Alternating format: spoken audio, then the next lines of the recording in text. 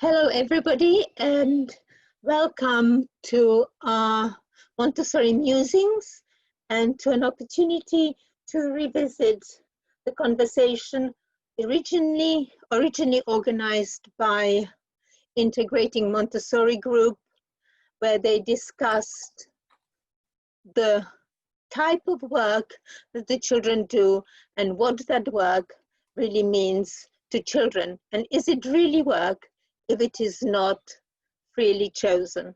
I really hope that you had an opportunity to have at least one little peep at the recording because it poses lots and lots of questions.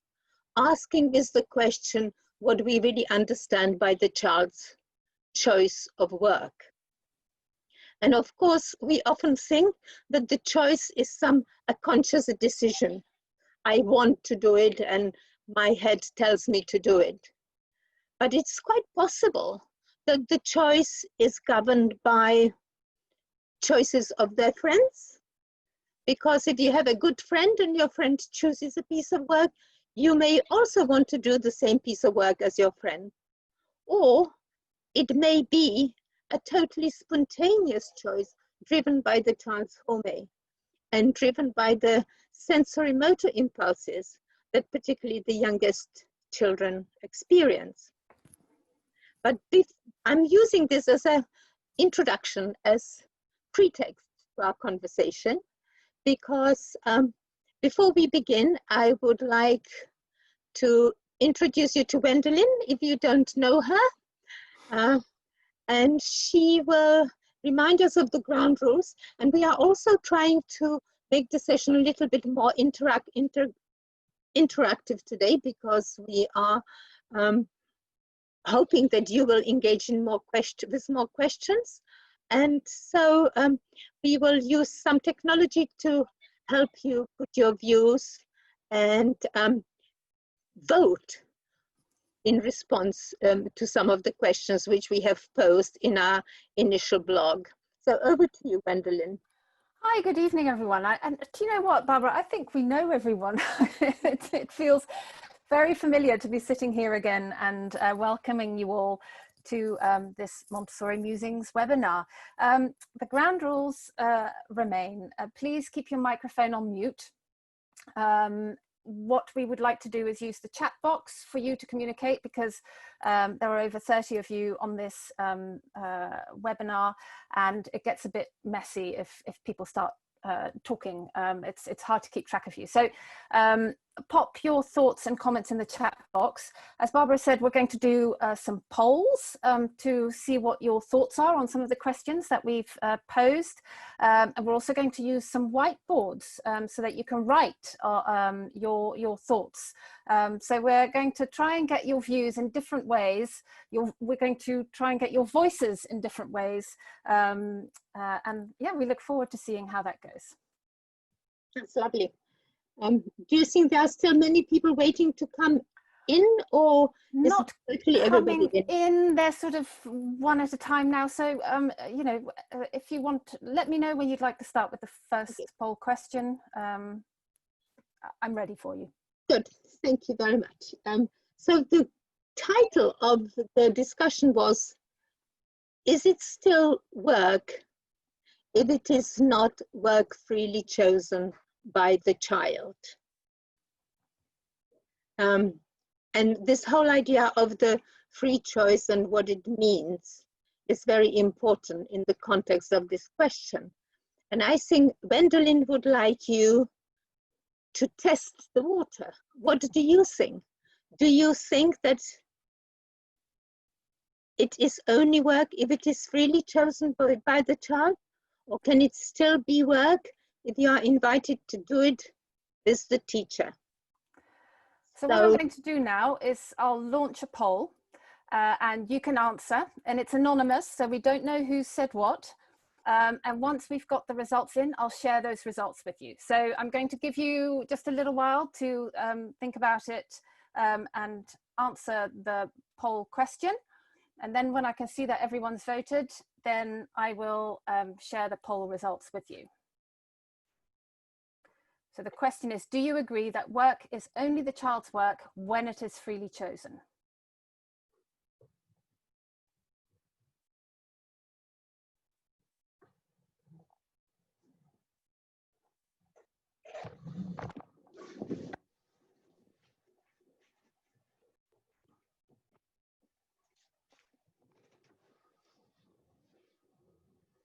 I'm waiting for 4 more votes. People thinking about it. Maybe, well, they can put not sure. Yeah, I'm waiting for the last vote. But if you don't want to vote, that's fine. Okay, I'm going to end the poll. So the question was, do you agree that work is only the child's work when it is freely chosen? And here are the results. Can we change our votes, says somebody.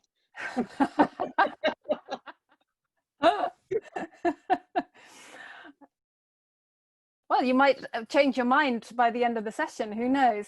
So 31% of you, 10 of you, say yes, work is only the child's work when it is freely chosen. 63% of you say no, that's not the case.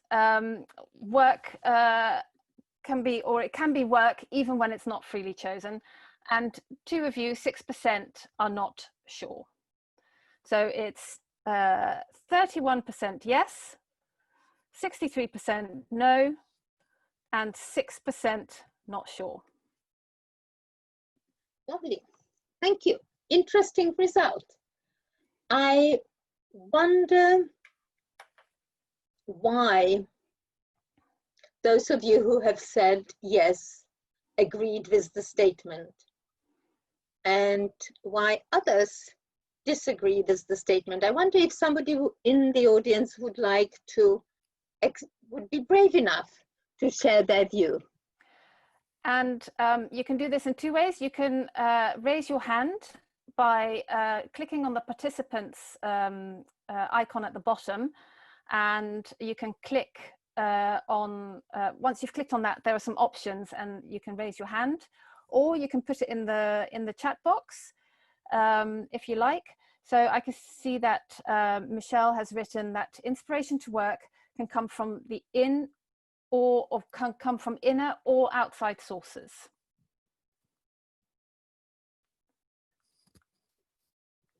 The inspiration, it is absolutely true. That links us to this idea what the choice is. We can definitely be inspired by inner drive to do something, by compulsion to do something, but we can be inspired by our friends. We can be inspired by a teacher to do an activity. But in the Montessori context, is it still the work of the child? How did Montessori defined the work of the child? Can anybody remember the definition of the child's work? Shall I pop up a whiteboard and people can... That would be lovely. Write on it. So I have popped up for you a whiteboard, and you can annotate on this if you are on either an iPad or a laptop. You can't do it if you're on a phone. If you haven't got the annotation toolbar, then at the top of your screen there's a little bar, and if you click on the more and then view options and then on annotate, then a little annotation toolbar comes up and there's a T for text. And the question is, how does Montessori, I'm writing it down, which is why I'm speaking slowly, define the child's work? I can see a love heart. So maybe we will just have a page full of love hearts. Yeah, who knows? That was not the idea, guys.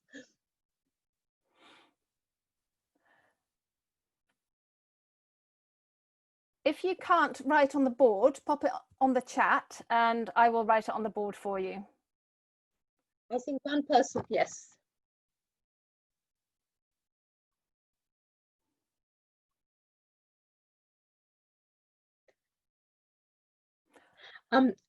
Vanya wants to know how we can write on the board. So if you move your mouse to the top of the screen, a bar comes up.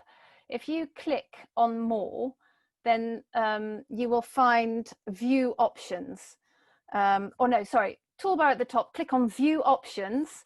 And then as you scroll down, there's a little thing that says annotate. Click on that and a toolbar comes up. Once the toolbar is up, there's a T for text. I'm going to copy and paste because people are writing in the, I don't know if I can do that. So here is, Sonia has written that work chosen because they have seen a lesson of another child or seen something others working with, they often feel inspired to choose something. Yeah, absolutely. And Radmila says it's work if it's meaningful and enjoyable for a child. If a child is not interested or pressured to do work based on the teacher's agenda, it's not work as in the Montessori sense. Could you type that last statement on the whiteboard, please? Yes, I will give that a go.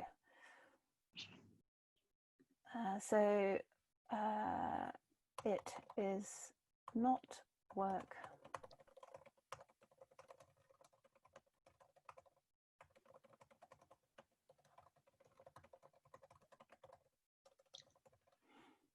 Okay.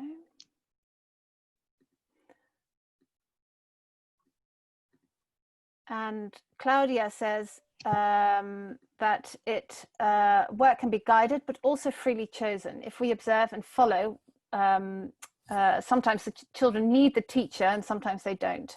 Sometimes the teacher motivates, possibly through the surroundings. Sometimes the child is motivated. Sometimes the child is motivated by the inner voice. Yeah.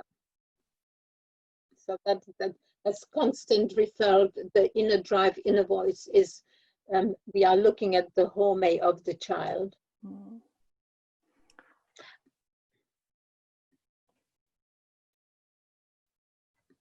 I love, there's some really interesting statements popping up on the whiteboard. So in a minute, maybe we can talk through those statements. Pamela shared a lovely statement here, which I'll write down. There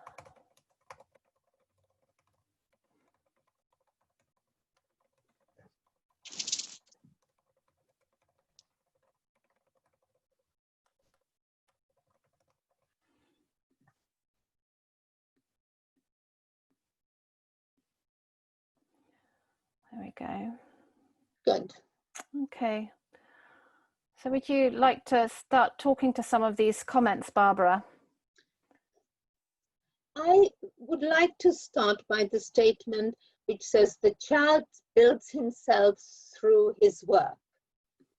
And I think that in this statement, we are looking at work as process of formation rather than an activity. I think that definitely work is a purposeful activity that engages the hand and the mind, and that definitely links us with the first plane of development, the child in the absorbent mind. It's very, very difficult for the child to be engaged in a purposeful activity if it doesn't include the hand, because children are active learners. Work is definitely more meaningful if it is intrinsically motivated, if it comes from the child, if the child has chosen it. But then it can also be an activity chosen by the child which satisfies a sensitive period or satisfies a human tendency. And some of these definitions that we are reading here about the child's work are very much to do with the nature of the work that the children do. It's the way how the children respond to the environment, but does it really embody the the human need for work, for the human need to create things. I wonder how people feel about that.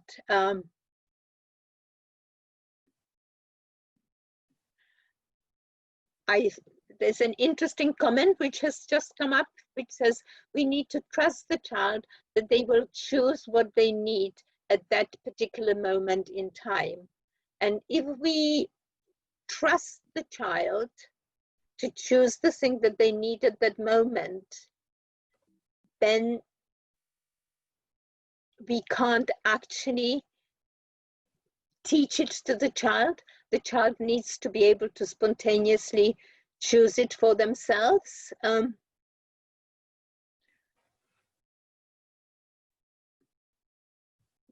There's a statement that the work is the adaptation of the child to her time and place and culture, and that presents us the child as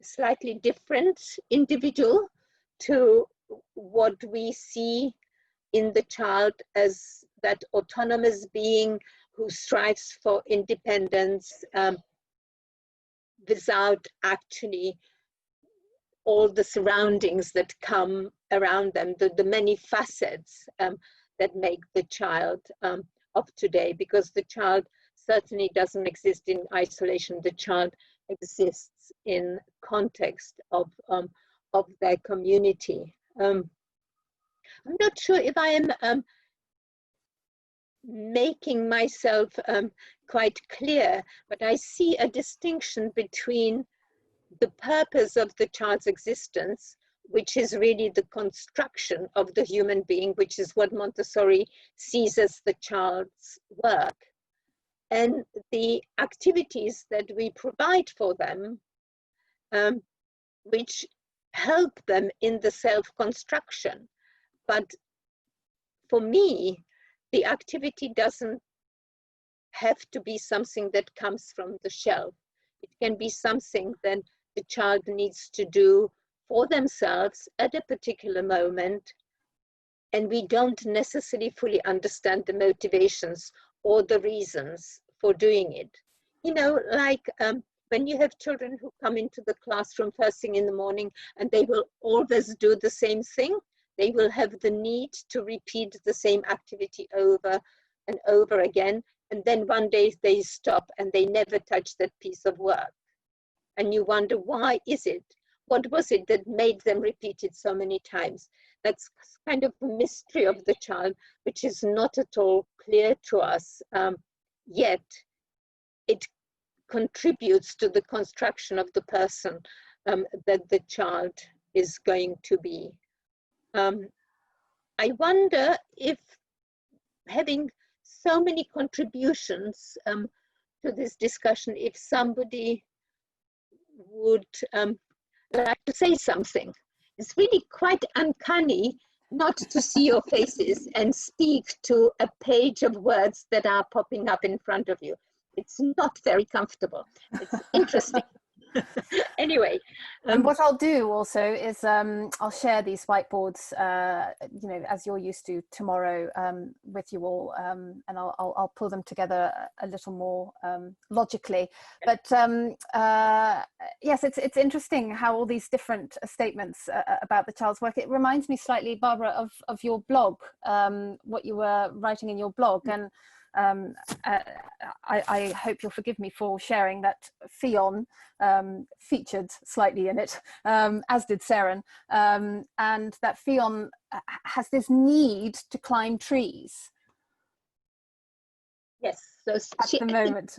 At the moment, I would consider her need to climb trees to be her absolute work, because it's contributing to the construction of the human being. She's coordinating her movement, she's problem solving, she's satisfying. So it's the need to climb the tree will satisfy her whole being. Every element of her existence will be satisfied through climbing of the trees, but it's not something that is available in the classroom.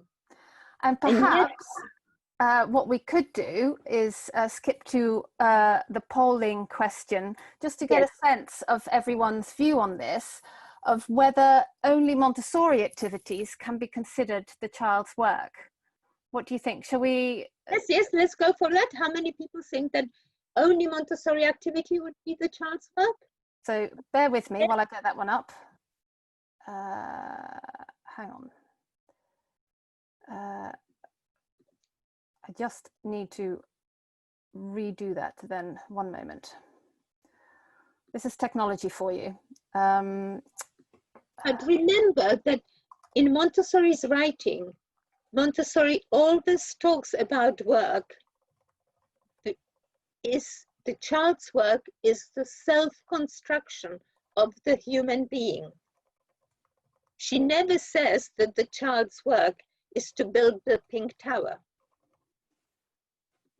And I think that is the root to some of the thinking that we need to make when we think about the child's work and how we use the word work when we work with children.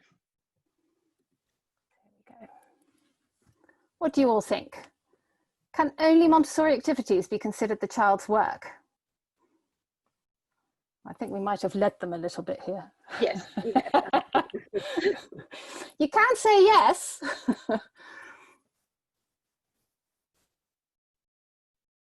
Nobody will judge you if you say yes. The whole idea about these sessions is that we explore ideas together so that we can revisit some of the key themes of the pedagogy in order to understand a little bit more. Okay, I think everyone's voted, so I'm going to end the poll and share the results, and it will not come as a surprise to you after the introduction that we gave you on this, that most of you disagree that only Montessori activities can be considered the child's work. And yet so often we hear about the Montessori activities. So, you know, this is a Montessori activity and this isn't. And that's something that we were talking about as well, isn't it, Barbara, with the tree climbing, for example.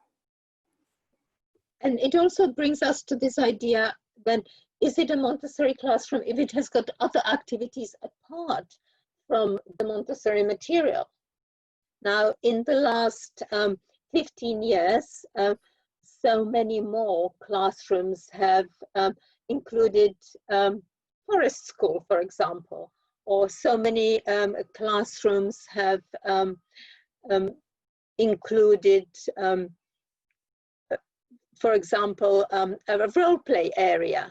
And Montessorians often say it slightly apologetically, well, we had to have a role play area. But if you really felt that the children needed it, that the child had a need to do role play, why would you not include it in the classroom? What would be the challenge about it? You know, it links really us to observation, what we learned about the children and what we know about them and their preferred activities. What about if you have a child who never wants to do anything in your environment? What are you going to do about that? What's interesting also, and it reminds me of a comment that someone wrote, as some of you may know, we've got a work group reflecting on play, and I see some of its participants here reflecting on play, and also linked to COVID-19. And one of the things that was discussed is how deeply the children are playing now that they're back at nursery after having been in lockdown. And one of the participants emailed Barbara and me recently and said that she'd been approached by a parent who said, okay, so this is lovely, you know, they've been reunited at nursery and they've done lots of play. When are they going to start working? And it's this, so we're back to, you know, what is work? Is play work? Is climbing the tree work? Sonia here writes, role play is important for children to explore everyday living. Maria writes, the child needs to follow their inner drive, and the work they choose freely will give them what they need. So I'm picking up that you're all sort of in agreement that it doesn't need to be, you know, the knobbed cylinders or the sandpaper letters, that there is a lot more out there for the child's, that constitutes work. I see lots of pondering faces. I also wonder if the work needs to be introduced to the children. So does it mean that even if we agree that it doesn't have to be just Montessori work, if you introduce new activity to the children, does it have to be introduced? Does it have to be presented in a formal way? Or could you leave it ready on the shelf and observe what the children do with it? Or could you decide that a particular child needs something and therefore you will put it on the shelf and introduce it to them?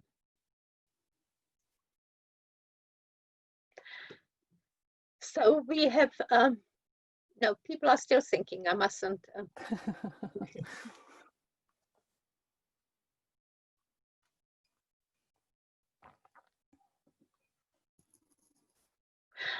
I like Marian's comment that when we introduce work activities to the children, they need to be something that will inspire them and engage their interest. Absolutely. Vanya writes, so many of my children don't want to have a presentation or don't let us, they just want to try. And what is your response to that? How do you feel about it as a teacher? How do you feel about the fact that the child doesn't want to have an introduction from you? Mm-hmm.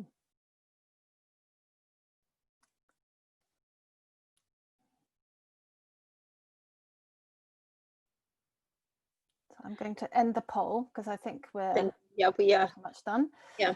So an overwhelming majority feels that activities do not need to be introduced to children. And the reason why they wouldn't always need to be introduced is because we have got vertical grouping, because sometimes the other children introduce the work or introduce the activity to others. Therefore, there is no need for us to do it. Equally, you sometimes have a child who can work out how an activity works entirely on their own. I remember on one of my early show around the nursery, I had a mum who came with her 2-year-old son, and we had our cylinders organized in a square, all 4 cylinders. This child just sat on the mat, taken all the cylinders out and put them all back without any introduction, because it worked like any other puzzle that they have been familiar with. So that also, for example, for activities of everyday living, the children have used a spoon. They might have used sorting activities.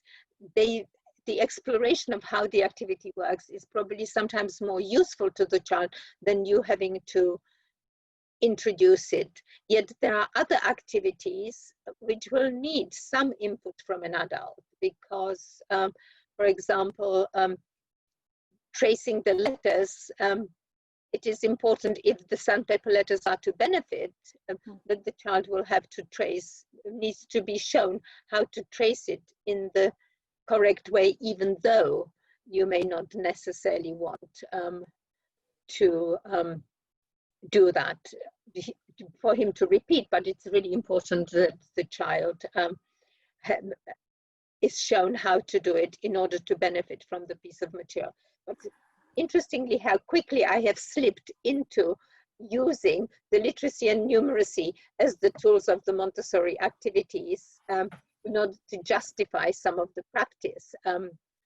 So that in itself challenges the practice that we have in the UK today, when most of the children really don't naturally demonstrate interest in the sandpaper letters because they will leave your nursery at the age of 4.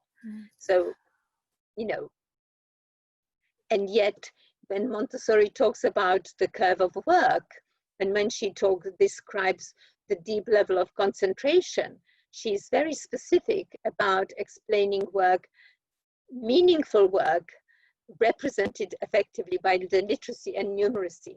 She never uses sensorial or activities of everyday living to give them the same importance as she herself gives to literacy and numeracy. And that is fascinating.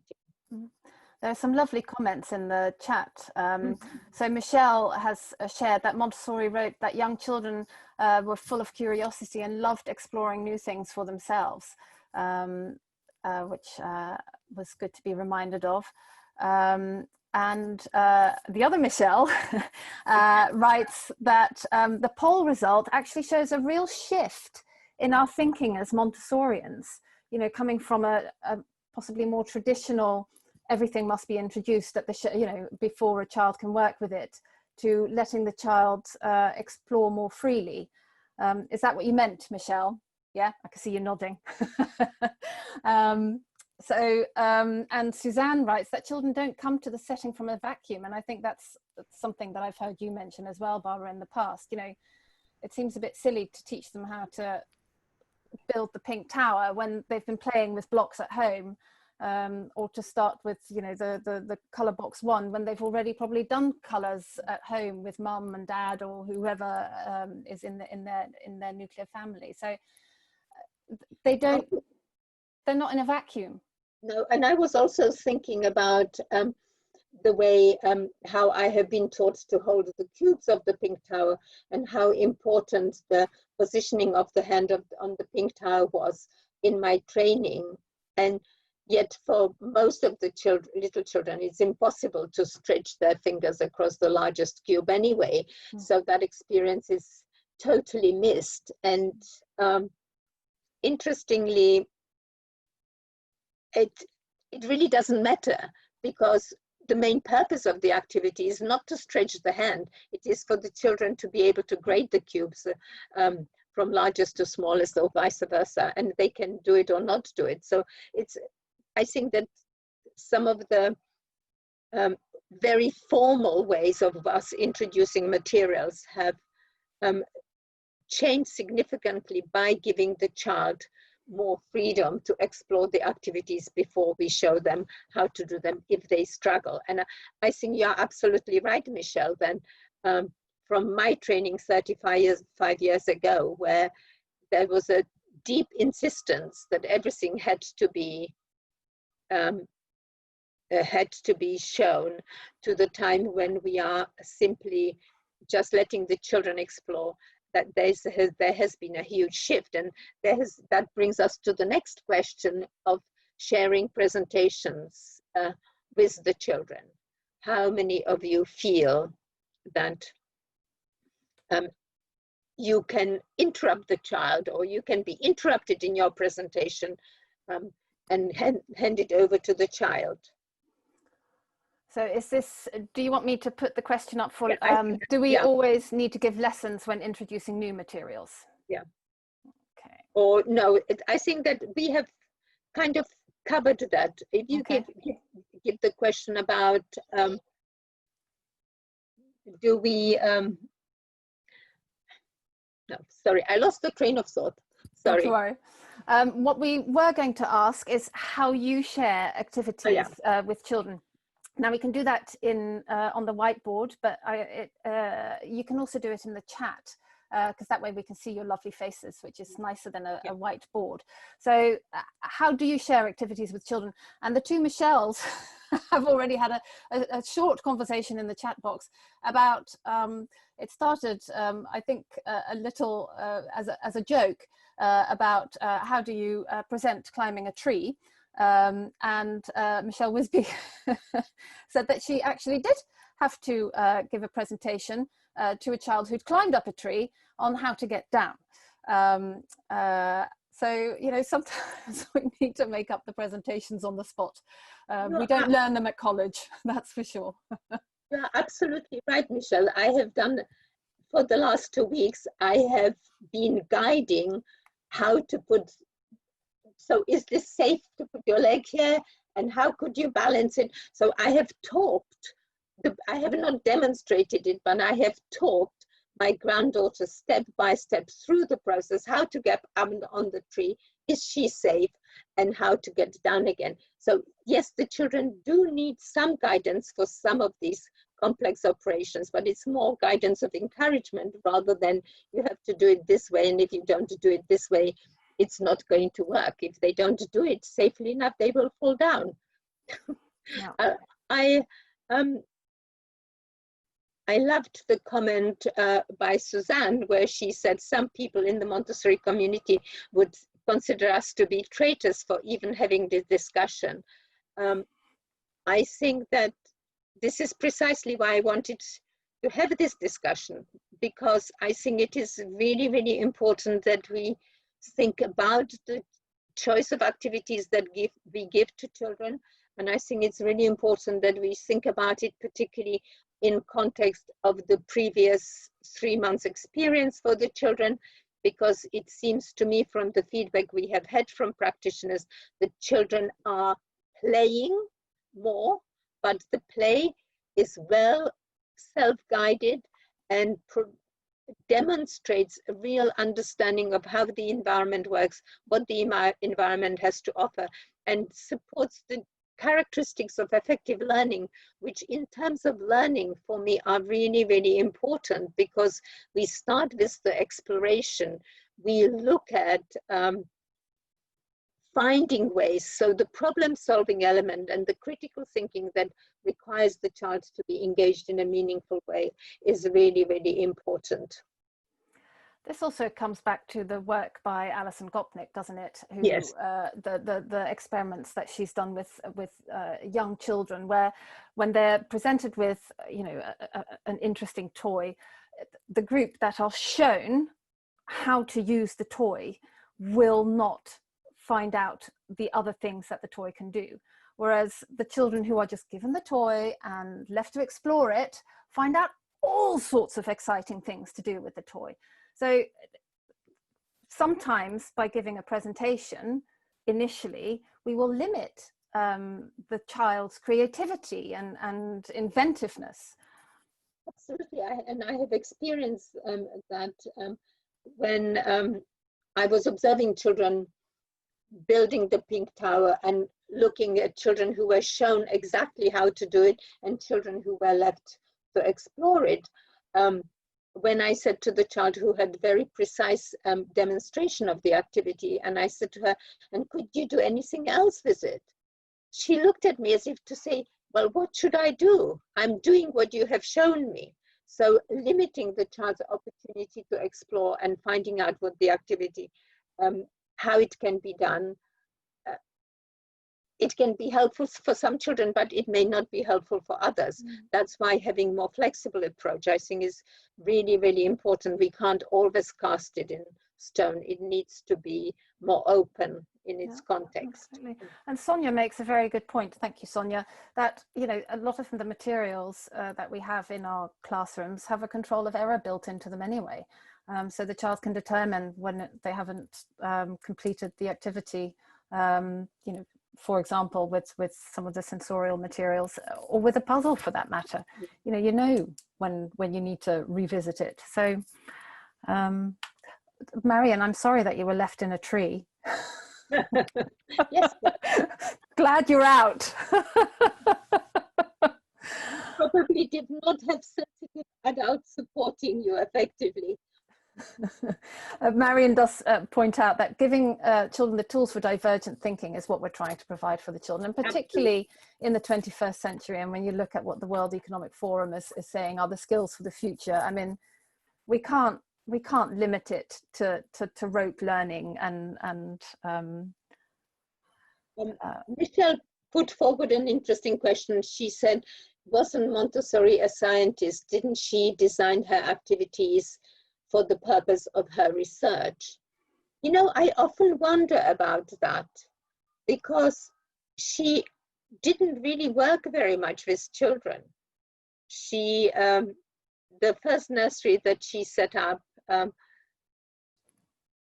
she probably had close contact with children for 2 years. And then there was a period in Holland when she set up a nursery in the mid-1930s with her son. But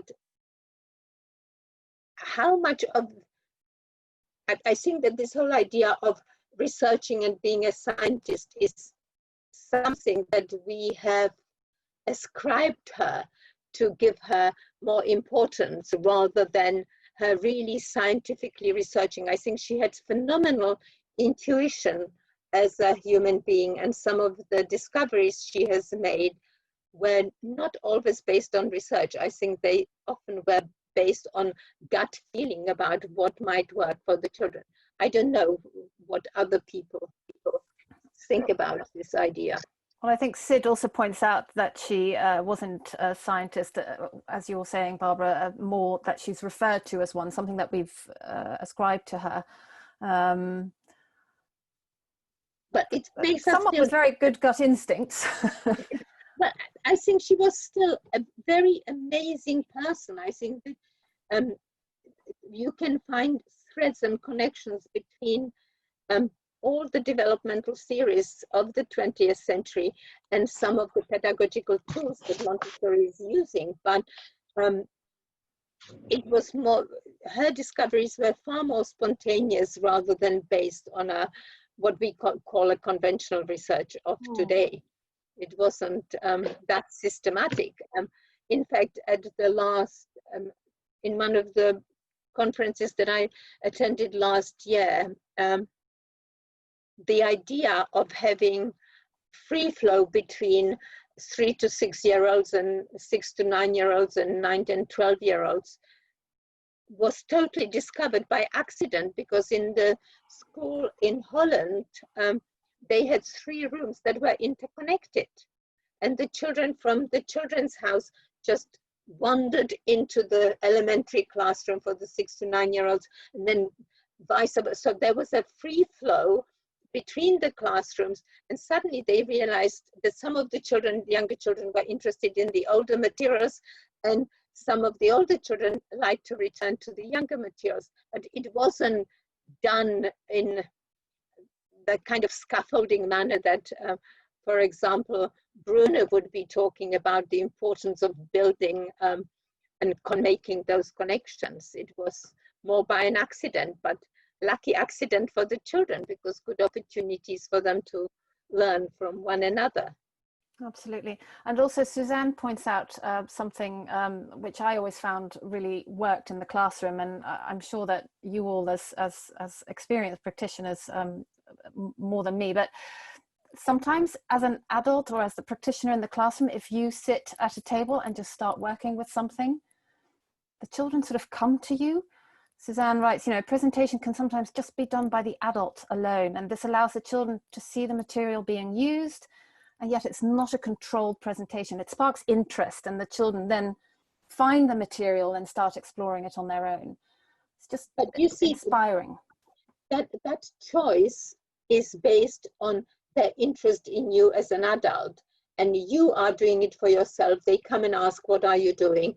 And they stay and watch. And that's why how you spark the interest, that's how you invite the child to the material.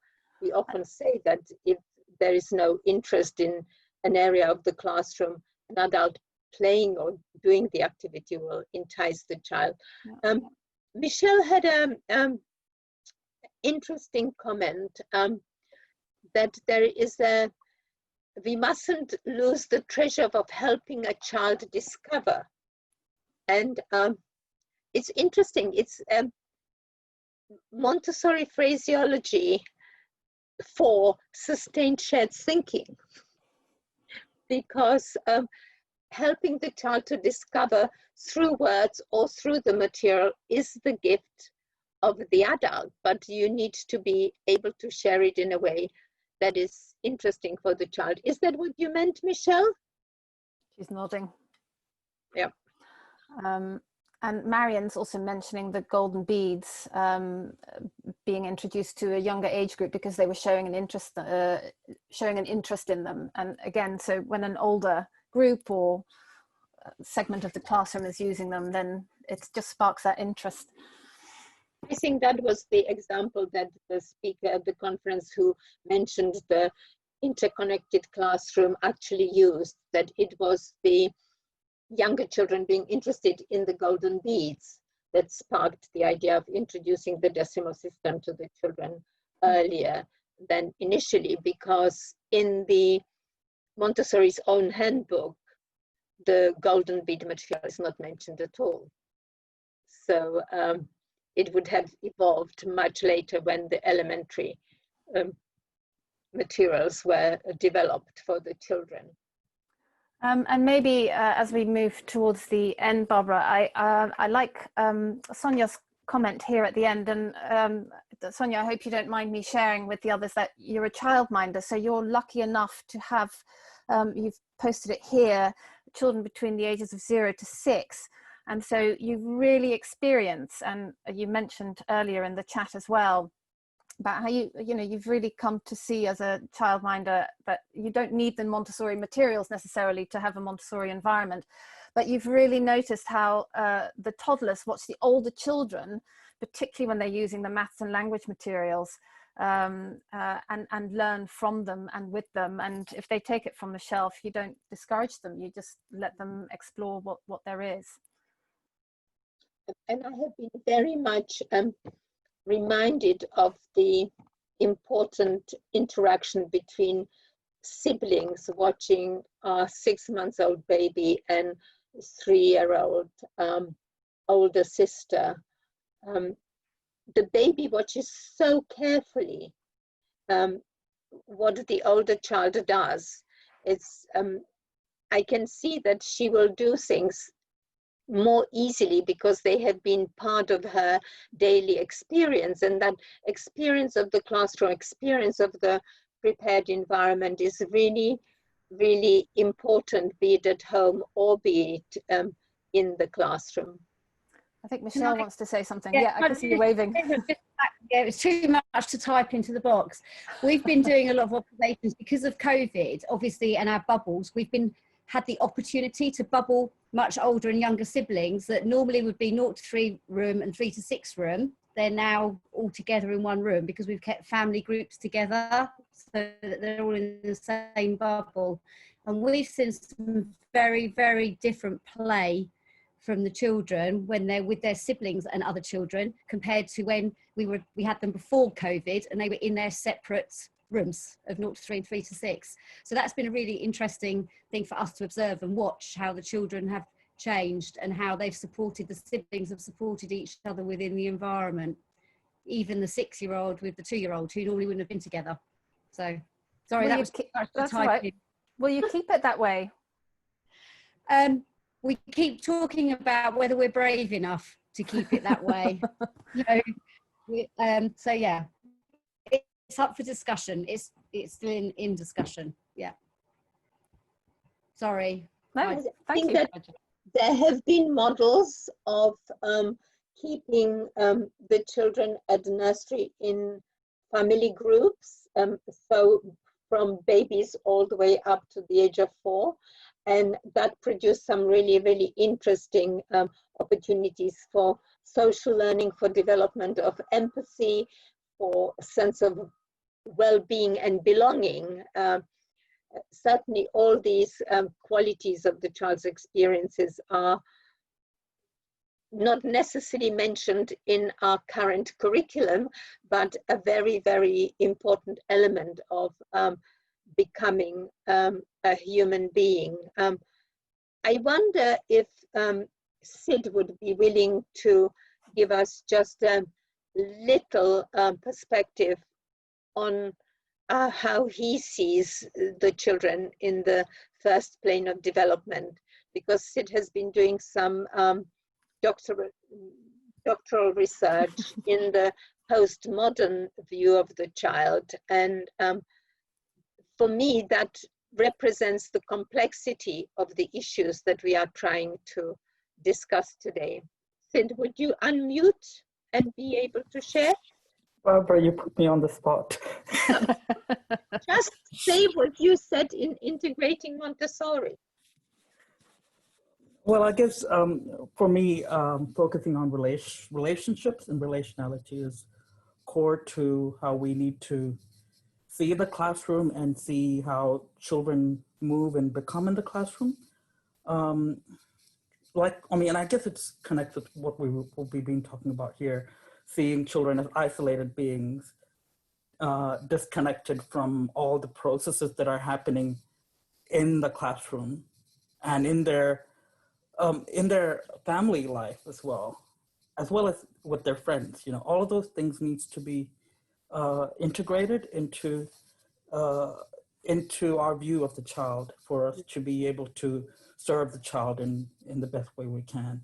I think that a radical sort of form of individualism can possibly reduce the complexities that the child experiences.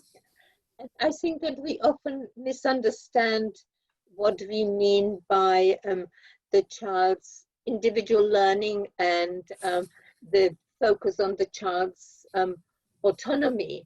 The child is never isolated. The child is always in relation to other children, the child interacts with the group, and we know how much learning takes place just simply by watching other children in the environment. So sometimes the emphasis on the uniqueness of the child and on the individual development so totally overlooks the cultural influences and the social interactions that actually take place in the environment. And I think that it is really important for us to see the child as a much complex being, and that the interrelation of the child with the environment, with the family, with the culture, all of that is a very important aspect of the child's growing up.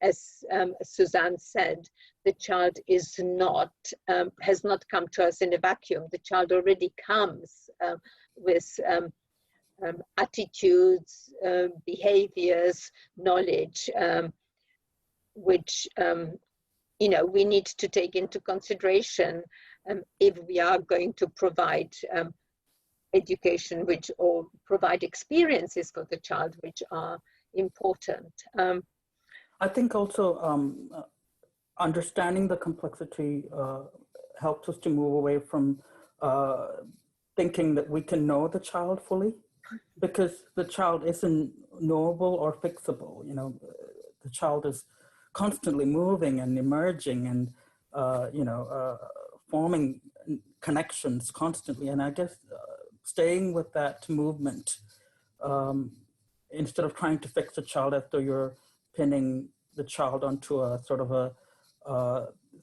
slide to study the child, you know, that sort of idea of fixing the child needs to be, I guess, unsettled. Yeah, and that also connects with this developmental perspective of the child when we place them on the normative development charts, and we think that the child is following this kind of linear development.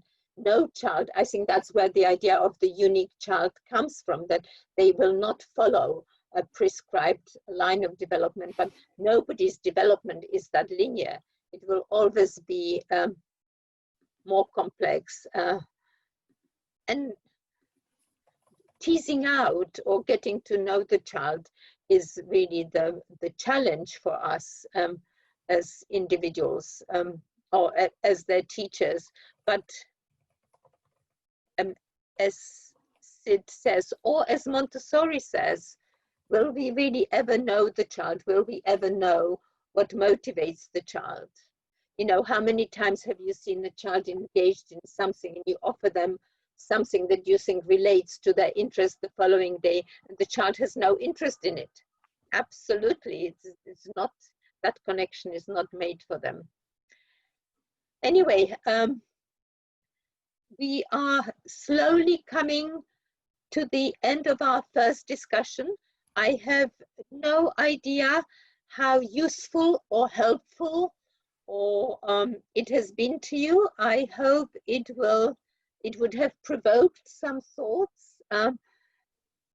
Certainly, if you haven't had an opportunity to watch the discussion on integrating Montessori, I would very strongly recommend that you take the time to do that in order to continue to grapple with some of these challenges of our practice. We hope to be back with the same topic in 4 weeks' time, when we hope to look at the importance of activities of everyday living and what they mean to us and to children of today. Perhaps exploring why the 33 prescribed activities of everyday living are not necessarily the best way to provide for the children's needs in this area. So thank you very much for coming tonight. And thank you, Gwendolyn. Thank you for your contributions. Thank you for joining us. And we will see you next week is book club. If you haven't done book club, please come and engage with some of the reading on the reading list. There was somebody who raised their hand. Gwendolyn. Habibi. Yes. Habibi, what would you like? Or are you saying goodbye to us? She might have been saying goodbye. I think she's gone. Ah, okay. So that's that. I'm going now, sorry. Thank Michelle's you. waving goodbye as well. Take Good night, care. everyone. Have a lovely evening.